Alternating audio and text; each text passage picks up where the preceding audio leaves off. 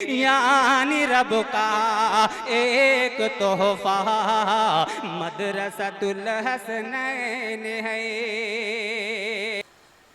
اب سب سے آخر میں استاد محترم حضرت مولانا مفتی محمد فاروق صاحب دامت برکاتہم العالیہ سے درخواست کرتا ہوں کہ حضرت اپنی قیمتی نصیحتوں سے اور دعاؤں پر اس جلسے کا اختتام فرمائیں۔ الحمدللہ والصلاة والسلام علی رسول اللہ صلی اللہ علیہ وسلم وعلی آلہ واصحابہ وعلی من تبعہ وتبعہم بإحسان الی یوم الدین۔ اعوذ باللہ من الشیطان الرجیم، بسم اللہ الرحمن الرحیم۔ قد جاءکم من اللہ نور وکتاب مبین۔ میرے محترم بزرگ دوستو، اساتذہ کرام اور میرے قابل دوست اور علماء کرام، میرے شاگرد اور معزز سامعین، ماشاءاللہ یہ جلسہ اپنی آب و تاب کے ساتھ رواں دواں ہو کر اب اپنی آخری پڑاؤ پر ہے، اور آپ حضرات نے بہت دیر سے ہمارے علماء اکرام اور اساتذہ اور قابل مقررین سے قیمتی باتیں سنی۔ مزید مجھے کچھ کہنے کی گنجائش نہیں ہے، پھر بھی میں اپنا کچھ سبق اپنے استادوں اور ساتھیوں کے سامنے دہراؤں۔ اس میں سے ہو سکتا میرے لیے آپ کے لیے کچھ مفید بات نکل آئے۔ اللہ سے کرے دور تو تعلیم بھی فتنہ، املاک بھی اولاد بھی جاگیر بھی فتنہ، ناحق کے لیے اٹھے تو شمشیر بھی فتنہ، شمشیر ہی کیا نعرہ تکبیر بھی فتنہ۔ میرے عزیز دوستو، زندگی گزارنے کے دو طریقے ہیں، ایک جاہلی زندگی جس کو جاہلیت کہتے ہیں، یہ زندگی منمانی زندگی ہے، نفس کی زندگی ہے، مزے والی زندگی، لذت والی زندگی، جو نفس چاہے جو من چاہے، ایسی زندگی کو جاہلیت کی زندگی کہتے ہیں۔ رسول اللہ صلی اللہ علیہ وسلم کی آمد سے پہلے ایسے زمانے کو زمانہ جاہلیت کہتے ہیں۔ قرآن مجید میں اس کو کہا وَلَا تَبَرَّجْنَ تَبَرُّجَ الْجَاهِلِيَّةِ الْأُولَى، اے عورتوں بن سور کے مت نکلو جس طرح کے جاہلیت اولا میں عورتیں بن سور کر نکلتی ہے۔ اس کا یہ مطلب نہیں ہے کہ رسول اللہ کے پہلے ہی جاہلیت کا دور ہے، اب جاہلیت کا دور نہیں آئے گا، اس لیے قرآن مجید کو جاہلیت اولا کہا گیا، پہلی جاہلیت۔ کیا مطلب ہے کہ جو بھی زندگی اللہ اور اس کے رسول اور آسمانی ہدایت اور آسمانی روشنی کے بغیر جو گزاری جائے وہ جاہلیت کی زندگی ہے، جس کا مرکز جہالت ہے، جس کی بنیاد جہالت ہے۔ تو جو نظریہ اور جو زندگی اور جو خیالات اور جو طریقۂ زندگی آدمی منمانی ہوگا اور نفس کے مطابق ہوگا، وہ زندگی جاہلی زندگی ہے، اور ایسے دور کو جاہلیت کا دور کہیں گے، ایسی زندگی کو جاہلیت والی زندگی کہیں گے۔ اور دوسری زندگی ہے علم والی زندگی، روشنی والی زندگی، علم ہدایت والی زندگی۔ اسی لیے اللہ تعالیٰ نے اس جاہلیت کی زندگی سے نکالنے کے لیے اللہ تعالیٰ نے ہمیں دو چیز عطا فرمائی۔ ایک ہے کتاب اللہ، اللہ کی کتاب جو ایک راستہ ہے جس کو ہم روزانہ نماز میں مانگتے ہیں، اہدنا الصراط المستقیم، اے اللہ میں سیدھا راستہ چلا۔ ہم اللہ کی طرف سے آئے ہیں، انا للہ، ہم اللہ کے ہیں، اللہ نے ہمیں پیدا کیا، ہم اللہ کے قریب تھے، جنت میں تھے، مزوں میں تھے اور نعمتوں میں تھے، اب دنیا میں آئے ہیں پریشانیوں میں، مصیبتوں میں اور اندھیروں میں، تو ہمیں دو چیز کی ضرورت ہے، ایک راستے کی جو سیدھا ہو اللہ تک پہنچے، اور ایک اس راستے میں روشنی کی، جو راستے میں پریشانیاں، مصیبتیں، جو نقصان دہ چیزیں ہیں اس سے بچنے کے لیے بچتے ہوئے ہم اللہ تک پہنچ جائیں۔ تو راستے کی بھی ضرورت ہے اور راستے میں روشنی کی بھی ضرورت ہے۔ تو چلنے والے کے لیے، منزل مقصود تک پہنچنے والے کے لیے دو چیزوں کی ضرورت ہے، ایک راستے کی اور راستے میں روشنی کی۔ تو ہمارے لیے راستہ بھی ہے صراط مستقیم، جس کی تفسیر کتاب اللہ سے کی گئی ہے کہ اللہ کی کتاب یہ ہمارے لیے صراط مستقیم ہے، اور رسول اللہ صلی اللہ علیہ وسلم کی ذات اور آپ کی زندگی اور آپ کا نمونہ یہ ہمارے لیے روشنی ہے۔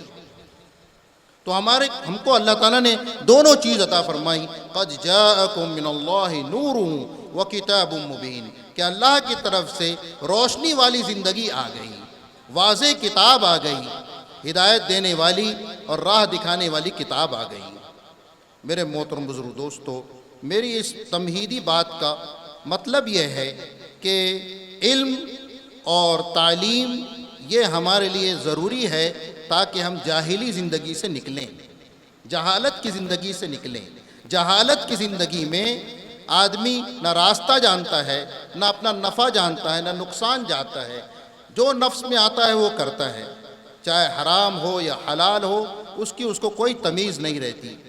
کسی نہ اللہ کو پہچانتا ہے، نہ اپنی ذات کو پہچانتا ہے، نہ اپنے انجام کو پہچانتا ہے، نہ اپنے آنے کا مقصد جانتا ہے، نہ اپنے انجام کو جانتا ہے، کہاں جائے گا اور کیا کرے گا، اسے کوئی ہوش نہیں ہوتا۔ اس لیے ایسی زندگی جاہلانہ زندگی ہے۔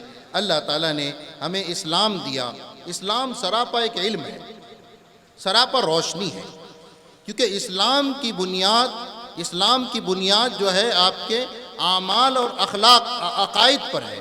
اسلام نام ہے اعمال اور عقائد کا، اعمال اور عقائد کے مجموعے کا نام اسلام ہے، اور اعمال اور عقائد کو سیکھنے کے لیے، اس کو حاصل کرنے کے لیے علم کی ضرورت ہے۔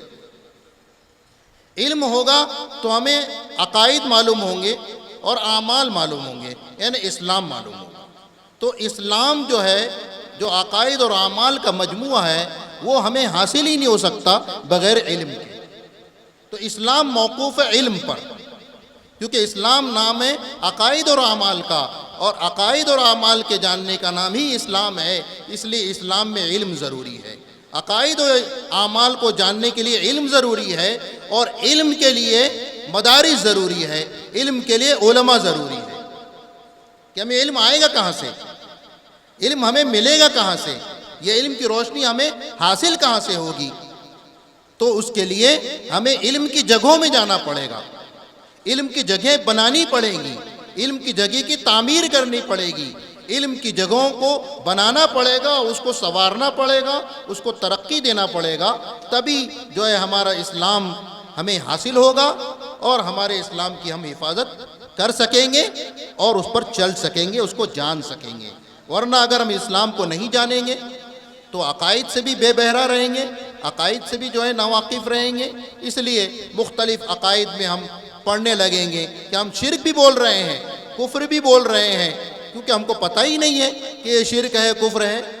ہم اعمال، عقائد اور جو ہے نظریات بناتے چلے جائیں گے، لیکن ہمیں پتہ ہی نہیں رہے گا کہ یہ عقیدہ کیسا ہے، یہ عقیدہ غلط ہے، یہ صحیح ہے۔ اعمال کرتے چلے جائیں گے، لیکن ہمیں خبر ہی نہیں رہے گی کہ یہ عمل صحیح ہے، یہ غلط ہے۔ تو بہرحال اس کے لیے علم کی ضرورت ہے، اور علم کے لیے علم کی جگہوں کی ضرورت ہے، علم کے مقامات کی ضرورت ہے، علم کے اداروں کی ضرورت ہے۔ لہٰذا اسلام کے لیے پتہ لگا مدارس کی ضرورت ہے۔ تو میرے محترم بزرگ دوستو، ہم اگر کوئی بھی دینی کام کرنا چاہیں، چاہے ہم دعوت و تبلیغ کرنا چاہیں، دین کی اشاعت کرنا چاہیں، اس کے لیے بھی علم کی ضرورت ہے۔ اگر ہم بغیر جانے ہی دین کی اشاعت کریں گے، دین کی دعوت دیں گے، دین کو پھیلانے لگیں گے، تو دین کو جانتے نہیں ہیں تو ہم جہالت پھیلائیں گے۔ ہم جو ہے صحیح علم نہیں پھیلا سکتے، صحیح دین نہیں پھیلا سکتے، صحیح بات نہیں بتا سکتے۔ اور اگر ہم بتائیں گے تو اپنے علم کے مطابق ہوگا، اپنے جو ہے تجربے کے مطابق ہوگا، وہ صحیح ہے غلط ہے اس کی کوئی پہچان نہیں ہے۔ تو صحیح دین کے لیے بھی، صحیح دین کی تبلیغ کے لیے بھی، دین کی تبلیغ کے لیے بھی علم ضروری ہے۔ اس لیے میرے محترم بزرگ دوستو، جو علم کے ادارے ہیں، جو علم کی جگہیں ہیں، جو علم کے مدارس ہے، ان کی حفاظت، ان کو بنانا، ان کی تعمیر کرنا، ان کو ترقی دینا، اس میں ہمارا حصہ رہنا چاہیے، کیونکہ اس سے ہماری بقا ہے۔ یہ اسلام سے ہی ہماری بقا ہے، دین سے ہی ہماری بقا ہے۔ بحیثیت امت مسلمہ ہماری جو بقا ہے وہ دین کی وجہ سے ہے، اسلام کی وجہ سے ہے۔ اگر اسلام ہماری زندگی سے نکل گیا تو بحیثیت قوم، بحیثیت جو ہے امت مسلمہ نہیں پہچانے جائیں گے۔ اسی لیے میرے محترم بزرگ دوستو، ہمیں بہت زیادہ ابھی تقریر کی ضرورت نہیں ہے، اب ہمیں عمل کرنے کی ضرورت ہے۔ یہ پورے جلسے کا خلاصہ یہ ہے کہ علم کی اہمیت ہو، علماء کی اہمیت ہو، تعلیم کی اہمیت ہمارے اندر ہو۔ مولانا تھانوی رحمۃ اللہ علیہ کہتے ہیں کہ کوئی قوم میں تعلیم کی ایسی اہمیت ہے جیسے کہ پوری گاڑی میں چکا ہو۔ چکا اگر گھومتے رہتا ہے تو پوری گاڑی گھومے گی اور چلے گی، اور اگر چکا رک گیا، چکا ٹھہر گیا، بھسٹ ہو گیا، تو گاڑی اتنی بڑی ہے لیکن نہیں چل پائے گی۔ تو اسی طرح کسی قوم کی تعلیم کا چکا اگر چلتا رہے گا تو وہ قوم بلند ہوگی، سربلند ہوگی، وہ آگے بڑھے گی، وہ ترقی کرے گی۔ جو قومیں ترقی کی ہے وہ تعلیم کی بنیاد پر آگے بڑھی ہے، وہ علم کی بنیاد پر آگے بڑھی ہے، وہ ٹیکنالوجی اور سائنس کی بنیاد پر آگے بڑھی ہے، وہ تعلیم کی بنیاد پر آگے بڑھی ہے۔ میرے محترم دوستو، دینی تعلیم میں جو یہ ادارے ہیں وہ آپ کی دنیا بھی سنواریں گے۔ مولانا تھانوی رحمۃ اللہ نے خود اپنی کتاب میں لکھا ہے کہ دینی تعلیم میں جو اگر پڑھیں گے اور اس میں جڑیں گے تو آپ کی دنیا بھی بنے گی، دنیا کی تدابیر بھی آپ کو حاصل ہوں گی، اور آپ کی دنیا بھی سنوریں گی۔ آپ کے معاملات، آپ کے معاشرت، آپ کے رہن سہن کا طریقہ، آپ کا بول چال، آپ کی تہذیب، آپ کی تمدن، یہ تمام چیزیں آپ کے دین کے علم سے جڑی ہوئی ہے، دین سے جڑی ہوئی ہے۔ دین میں مسلمان کا درست ہو گیا، اس کی دنیا بھی درست ہوگی، اس کی سیاست بھی درست ہوگی، اس کی معاشرت بھی درست ہوگی، اس کے معاملات بھی درست ہوں گے، اس کے اخلاق بھی درست ہوں گے، اور اس کی پوری زندگی درست ہوگی، اور قوم ترقی کرے گی، قوم ترقی کے راستے پہ جائے گی۔ اور جس کے دینی ادارے آپ کے جو ہے ویران ہوتے چلے جائیں گے، علماء کو اور جو ہے ٹیچرز کو پوچھنے والا کوئی نہیں ہوگا، تو میرے محترم دوستو وہ قوم پستی میں چلی جائے گی۔ میں ایک چھوٹا سا واقعہ بیان کر کے ختم کروں۔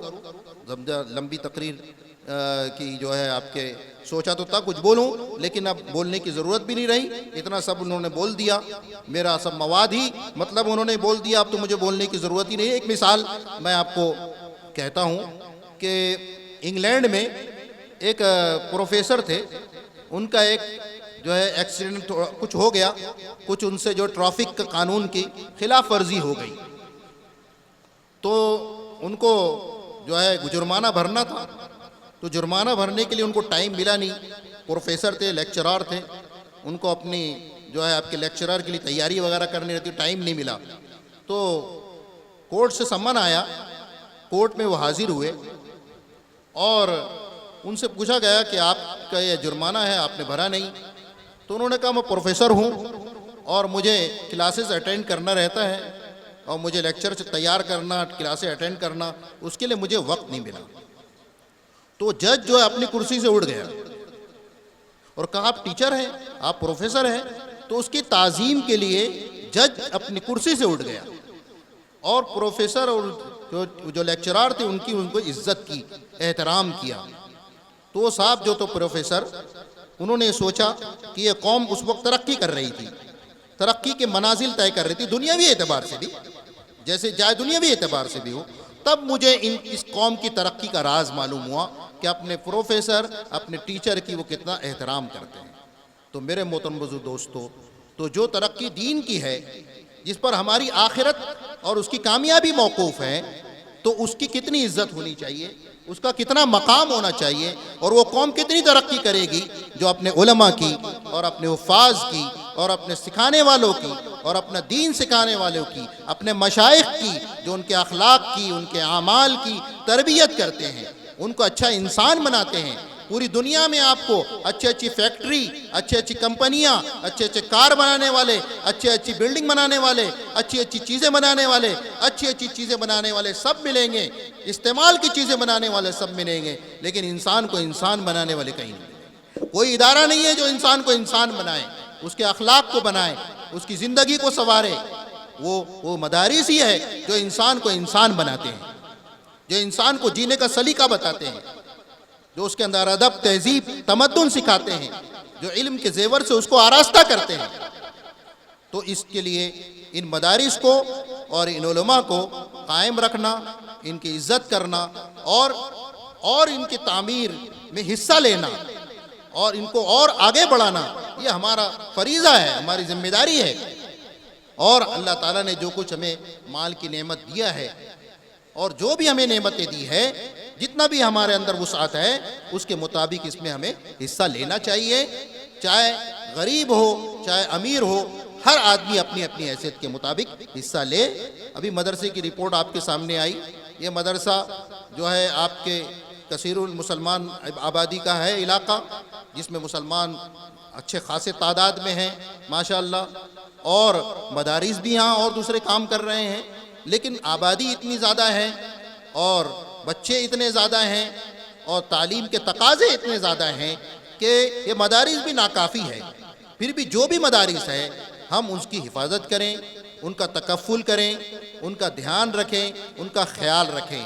بہت سے بچے آپ کے ہاں مسافر ہیں، بہت سے بچے باہر سے آئے ہوئے ہیں، یہ سب اللہ کے رسول کے مہمان ہیں، یہ دین پڑھنے والے ہیں۔ جیسے کہ اصحاب صفہ حضور کی مسجد میں پڑھے رہتے تھے دین سیکھنے کے لیے، حدیث سیکھنے کے لیے، قرآن سیکھنے کے لیے، اور ان کے لیے کوئی ذریعہ معاش نہیں تھا۔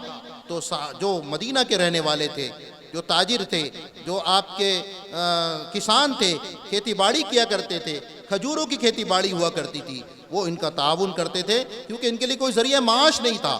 کبھی کبھار کچھ لوگ اپنے لکڑیاں لائیں، اس کو بیچ دیے اور اسی سے اپنا گزار اوقات کر لیا، کبھی کچھ کھا لیا، کبھی کچھ نہیں ملا تو فاقہ ہی میں زندگی گزار دی۔ تو ایسے لوگوں سے اللہ تعالیٰ نے دین کی حفاظت کی ہے، اور ایسے لوگ جو ہے جنہوں نے قرآن و حدیث کا علم حاصل کیا اور آج تک وہ سلسلہ چل رہا ہے، اور انشاءاللہ قیامت تک یہ سلسلہ چلتا رہے گا اور یہ ختم نہیں ہوگا۔ جو لوگ کہتے ہیں مدارس ختم ہو جائیں، سوچ رہے ہیں کہ مدارس ختم ہو جائیں، ایسا نہیں ہے۔ اللہ کی کتاب کی حفاظت کا وعدہ اللہ نے لیا ہے، اور اللہ ہی تعالیٰ اس کے محافظ ہیں کہ اللہ تعالیٰ اپنی کتاب کو نازل کرنے والے ہیں، وہی اس کے محافظ ہیں، وہی اس کے اسباب بھی بنائیں گے، وہی اس کی حفاظت بھی کریں گے۔ اگر ہم اس کا ذریعہ بنیں گے، ہم کتاب اللہ سیکھ رہے ہیں، سکھا رہے ہیں یا تعاون کر رہے ہیں، تو ہم اس کی حفاظت میں ذریعہ بن رہے ہیں، ہم نہیں حفاظت کر رہے ہیں، اللہ ہم کو استعمال کر رہا ہے۔ اللہ خوش قسمت ہیں ہم لوگ جو اس کام کے لیے ہم استعمال ہو رہے ہیں، ورنہ اللہ کسی اور قوم کو بھی کھڑا کر سکتا ہے، کوئی اور اسباب بھی اللہ اختیار کر سکتا ہے جس سے اپنے کتاب اللہ کی حفاظت ہو، لیکن اللہ نے ہمیں چنا ہے، ہمیں اس کے لیے قبول کیا ہے، تو یہ ہماری خوش نصیبی ہے۔ اس لیے ہم جو ہے ہمارا جتنا بھی حصہ ہو سکے اس میں ہم شامل رکھیں، اور ہم خوش نصیب سمجھیں کہ ہمارا پیسہ یا ہمارا وقت یا ہماری زندگی اس دین کے لیے، اس دین کی خدمت کے لیے، علم کی خدمت کے لیے، مدارس کی خدمت کے لیے استعمال ہو رہی ہے۔ اللہ تعالیٰ ہم سب کو عمل کی توفیق عطا فرمائے۔ اور کوئی اعلان کرنا، دعائیں کریں۔ إليك يرجع الأمر كله لا إله إلا الله الحليم الكريم سبحان الله رب العرش العظيم الحمد لله رب العالمين نسألك موجبات رحمتك وعزائم مغفرتك والغنيمة من كل بر والسلامة من كل إثم لا تدع لنا ذنبا إلا غفرته ولا هما إلا فرجته ولا دينا إلا قضيته ولا حاجة هي لك رضا إلا قضيتها يا أرحم الراحمين۔ یا اللہ ہمارے گناہوں کو معاف فرما، خطاؤں سے درگزر فرما، صحت عافیت کا معاملہ فرما۔ یا اللہ اس جلسے کو بے انتہا قبول فرما، یا اللہ اس میں ہماری حاضری قبول فرما۔ یا اللہ علماء دین نے جو کچھ بھی بیانات کیے ہیں، جو بھی دین کی باتیں عرض کی ہے، یا اللہ اس پر عمل کی توفیق عطا فرما۔ یا اللہ اس کی برکت سے ہمیں اور ہمارے گھر والوں کو، ہمارے بچوں کو علم دین سے ہمیں جوڑ دے، اور موت تک یا اللہ علم دین اور دین سے ہمیں جوڑے رکھ۔ یا اللہ اس مدرسے کا جلسہ ہے مدرسۃ الحسنین، یا اللہ اس کو ترقی عطا فرما، جو یا اللہ کام کرنے والے جو ذمہ دار ہیں یا اللہ ان کی عمروں میں ان کی جان مال میں بے انتہا برکت نصیب فرما، ان کی حوصلہ افزائی فرما، ان کی دستگیری فرما، جس کام کی انہوں نے بنیاد رکھی، جس کا انہوں نے ارادہ اور عزائم کیا اس کو آسان فرما یا اللہ۔ اہل خیر حضرات کے دلوں میں ان کی محبت پیدا فرما، ان کے لیے تعاون کا جذبہ پیدا فرما یا اللہ۔ جو بھی آنے والے مسائل ہیں وہ یا اللہ اس کو حل فرما، اپنی مدد یا اللہ اس میں شامل فرما کر اس کار خیر کی تکمیل فرما۔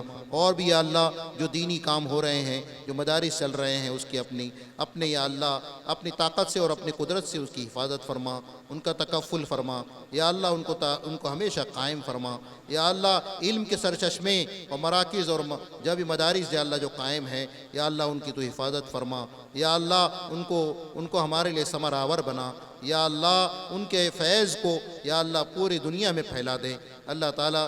جو بھی یا اللہ دینی کام میں تحریک میں لگا ہوا ہے اس کے لیے یا اللہ اس کے دل میں ہر دینی کام کے لیے یا اللہ خیر، جذبہ اور ہمدردی پیدا فرما، سب کا یا اللہ تعاون اور سب کے لیے خیر سگالی اور سب کے لیے تعاون اور سب کے احترام کا جذبہ پیدا فرما۔ سبحان ربک رب العزت عما یصفون وسلام علی المرسلین والحمد للہ رب